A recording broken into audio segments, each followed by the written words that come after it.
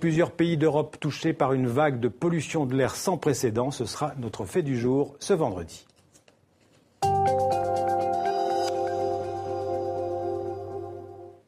La moitié de la France est en état d'alerte. La pollution de l'air par les particules fines dépasse de loin le seuil toléré. Une pollution provoquée, entre autres et en grande partie par les véhicules diesel. Une pollution exceptionnelle qui touche surtout le nord de la France et la région lyonnaise, mais aussi plusieurs autres pays d'Europe, la Belgique, les Pays-Bas et plusieurs régions d'Allemagne et de Grande-Bretagne. Stéphane Stasi. Les seuils d'alerte ont largement été dépassés. En tout, ce sont plus de 30 départements français qui sont touchés par ce pic de pollution. En cause, les poussières émises par les véhicules diesel combinées aux conditions anticycloniques. Les nuits froides et les journées chaudes empêchent la dispersion des polluants.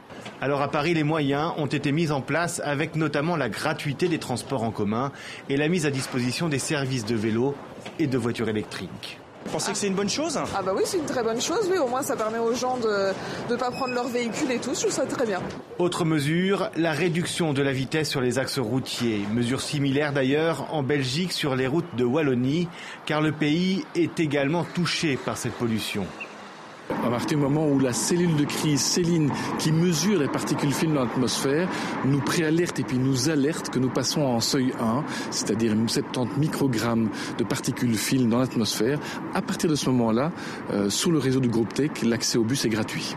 En Wallonie, mais pas à Bruxelles, où l'on doit payer comme d'habitude pour prendre les transports en commun. La Suisse, elle, est relativement épargnée. Mis à part la ville de Genève, le taux de particules fines y est le plus élevé du pays, avec environ 80 microgrammes par mètre cube. La valeur limite est de 50. Aucune mesure n'a été mise en place. C'est en fait une bande qui va du sud de l'Angleterre à la Pologne qui est concernée par ce pic de pollution. Les 3 villes les plus touchées sont Le Havre, Paris et Cracovie en Pologne. Le seuil de particules y avoisine les 100 microgrammes par mètre cube. La situation devrait s'améliorer dans les heures qui viennent. À Paris, toutefois, la vigilance reste de mise jusqu'à dimanche. Alors pour évoquer cette pollution de l'air avec nous en plateau ce soir, Franck Laval, bonsoir. Bonsoir. Merci d'être avec nous. Vous êtes président de l'association Écologie sans frontières, vous êtes militant écologiste depuis, on peut dire, les années 70. Oui. Alors, première question, c'est la voiture, et en particulier les voitures diesel, qui sont responsables de ce pic de pollution? Alors en France, et particulièrement en Ile-de-France, oui. Dans le nord de l'Europe, et je voyais sur Cracovie, on est plutôt sur des pollutions industrielles. La France, l'Île-de-France a fait beaucoup d'efforts depuis 20-30 ans sur l'industrie, mais pas du tout sur le diesel. Alors, la France est le premier pays diesel au monde. Alors on a l'impression que les politiques nous disent restez chez vous, ne bougez plus, ne sortez pas avec votre voiture.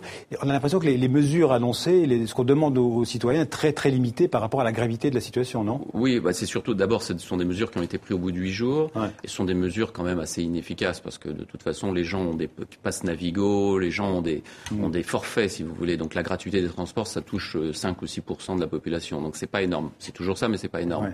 Et puis c'est la double peine. Laisser demander aux gens qui ne polluent pas de rester chez eux et ne pas restreindre la circulation, ça c'est quand même quelque chose d'assez absurde. Pour prendre le cas de la France, pourquoi est-ce qu'on ne s'attaque pas de manière un peu plus volontariste, je dirais, au parc des voitures diesel, qu'on pénalise par exemple le diesel en France? C'est parce que c'est un peu une vache sacrée en France, le diesel? Oui, c'est une vache sacrée, puis c'est une politique qui date des années 70, qui lie l'État avec certains industriels. Non seulement on ne s'attaque pas au diesel, mais on l'aide. Au Peugeot en particulier. Il y a ça, entre autres. Mais on l'aide. Le diesel est aidé. Le diesel coûte 7 milliards d'euros aux contribuables par an de défiscalisation.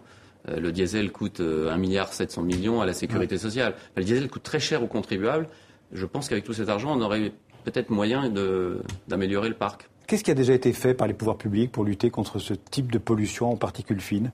Alors, il y a deux façons. Oui, il y a les pics de pollution que nous vivons actuellement qui nécessitent qu'une seule chose, c'est une restriction. C'est dur à dire, c'est dur à entendre en période électorale notamment.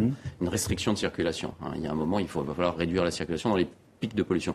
La politique long terme, ça va être effectivement de favoriser les véhicules qui ne sont pas diesel et qui n'émettent pas donc de particules fines. Parce que même les filtres à particules qui sont l'amélioration dite et brandie par les industriels ne fonctionnent pas dans les villes. On arrivera à terme, dans les 10-15 ans, à une interdiction des véhicules diesel dans les villes, de toute façon. Alors en France, par exemple, il y a eu le Grenelle de l'environnement. Vous y avez été un des initiateurs de ce Grenelle. Est-ce que ça a eu des conséquences positives pour la qualité de l'air qu'on respire dans le pays? Alors, il y a eu quelques avancées au départ. Au départ du Grenelle, effectivement, on a des seuils d'alerte qui ont été rabaissés. C'est-à-dire qu'on a des déclenchements d'alerte se font, mais ce ne sont que des alertes. Ralentissez, soyez gentils, n'accélérez pas trop. Tout ça, ça sert à rien. Les gens, vous allez sur les autoroutes, je l'ai vu hier, c'était exactement pareil. Alors, vous avez déposé plainte il y a quelques jours devant au parquet de Paris, plainte contre X pour pollution. Oui, alors ça tombe évidemment, ça tombe à pic avec ce pic justement, mais ça fait 7 mois qu'on prépare une plainte parce qu'on en a ras-le-bol. Ça fait à peu près 15 ans qu'il se passe rien dans la politique de l'air en France. Qu'est-ce que vous espérez de cette plainte ? On espère que le parquet va nommer un juge d'instruction et l'instruction va continuer, va commencer, et puis qu'il y aura... et se retourner contre qui ? Contre l'État ? Mais non, contre X, c'est justement... c'est les industriels d'un côté et l'État de l'autre. On verra bien. Ça sera le travail du juge d'instruction et des parties civiles qui commencent à être nombreux à se préparer. Merci Franck Laval pour ces précisions. Merci à vous.